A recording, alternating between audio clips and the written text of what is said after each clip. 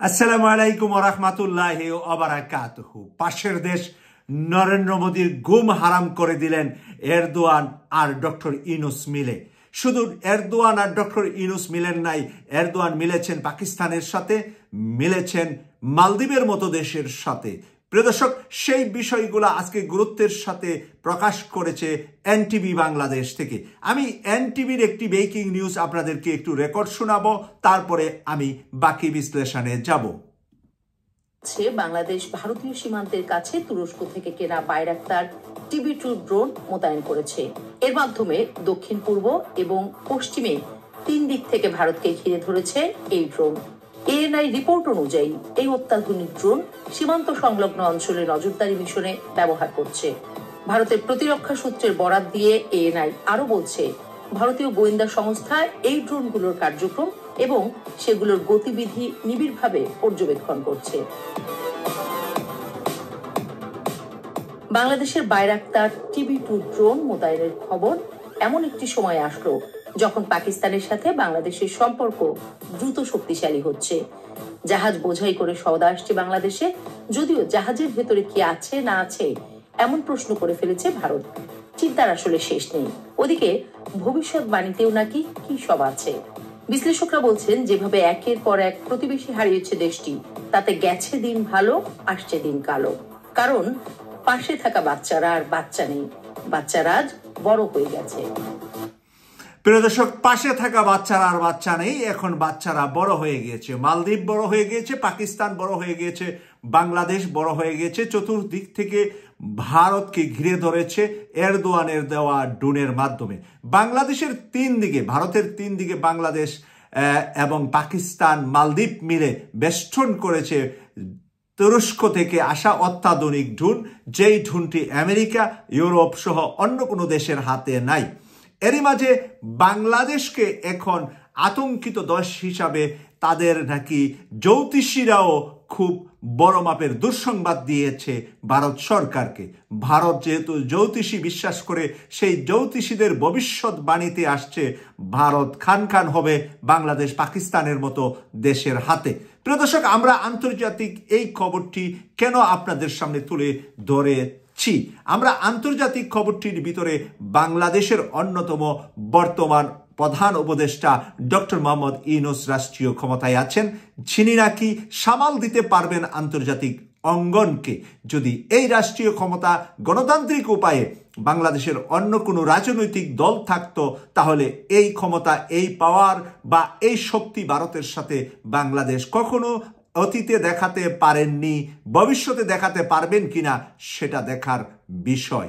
প্রিয় দর্শক, এখন বলা হচ্ছে যে এরদোয়ানের কাছ থেকে শক্তিশালী ড্রোন এনে ডক্টর মোহাম্মদ ইউনূস ভারতকে আতঙ্কের মধ্যে ফেলে দিয়েছে।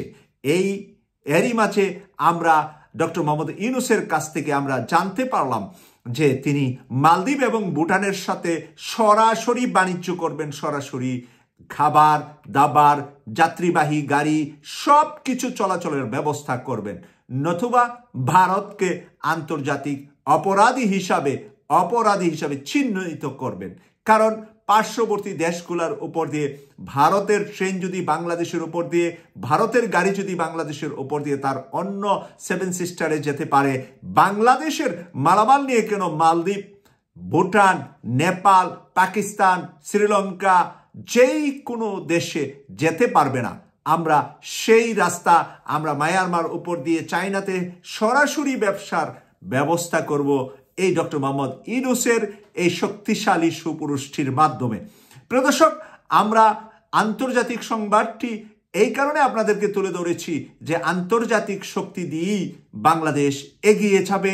যদি আন্তর্জাতিক শক্তি আমাদের হাতে না থাকে, তাহলে আমরা ওই ভারতের নরেন্দ্র মোদীর এই যে তার যে বেহায়াপনা, তার যে কুলাঙ্গা একজন প্রধানমন্ত্রী ভারতে তৈরি হয়েছে, যে নাকি শেখ হাসিনাকে এতদিন পর্যন্ত ফুলে ফেপে মোটা করেছিলেন, তার সকল আগ্নেয়াস্ত্র সবকিছু দিয়ে বাংলাদেশের জামাত ইসলামী এবং হেফাজত ইসলাম বিভিন্ন ইসলামিক দলগুলাকে এই ভারত নাকি বিভিন্নভাবে টর্চারিং করেছিলেন, সেই নিউজগুলো আজকে এখানে কিছুটা উঠে এসেছে। আমি আরেকটু নিউজ আপনাদের সাথে শেয়ার করছি এনটিভি থেকে।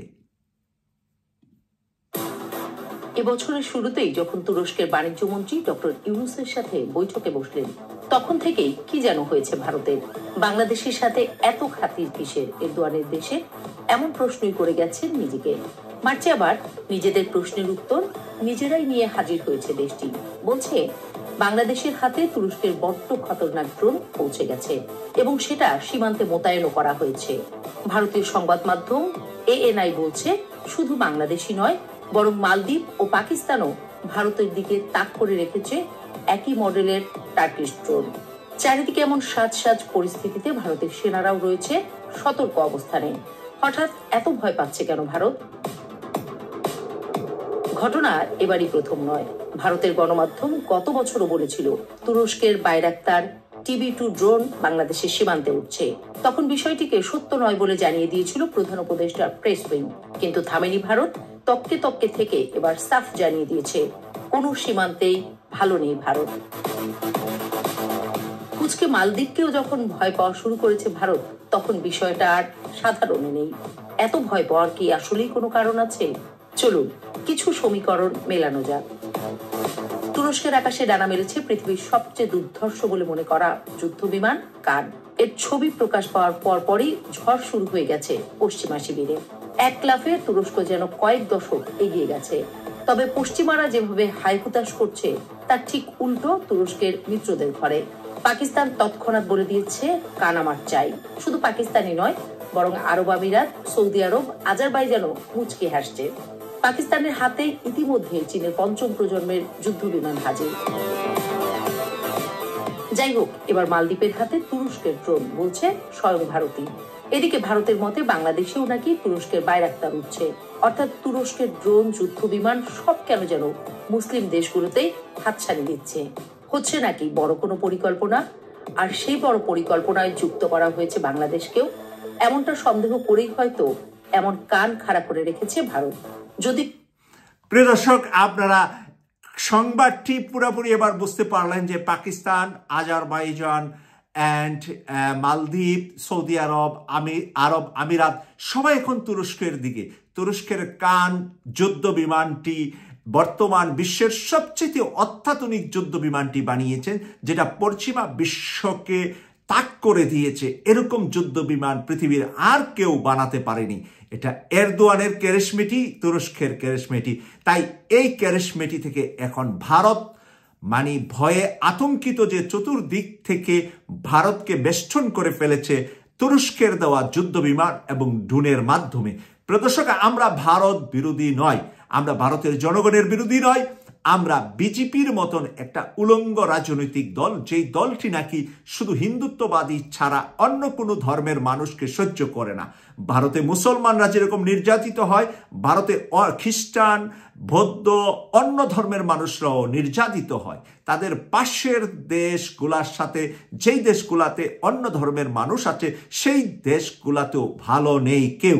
সেই কারণে আজকে ভারতকে চতুর্দিকে বেষ্টন করেছে তুরস্কের দেওয়া ড্রোন বা যুদ্ধ বিমান। আপনারা সবাইকে আমি অনুরোধ করব, KTV24কে যারা ভালোবাসেন আমাদের চ্যানেলটি সাবস্ক্রাইব করবেন। আমরা 3 লক্ষে সাবস্ক্রাইবে এখনো পৌঁছতে পারি নাই। 2,57,000 প্লাস আমাদের সাবস্ক্রাইব আছে। তাই আপনারা ভালোবাসেন আমাদেরকে। এই রমজান মাসে চেষ্টা করবেন প্রত্যেক দিন একজন করে নতুন মানুষকে আমাদের চ্যানেলটি সাবস্ক্রাইব করিয়ে আমাদের নিউজটা আন্তর্জাতিকভাবে সবার কাছে পৌঁছানোর জন্য সহযোগিতা করবেন। এই প্রত্যাশা রেখে বিদায় নিলাম। আমি সৈয়দ মাসুক, লন্ডন থেকে। আল্লাহ হাফেজ।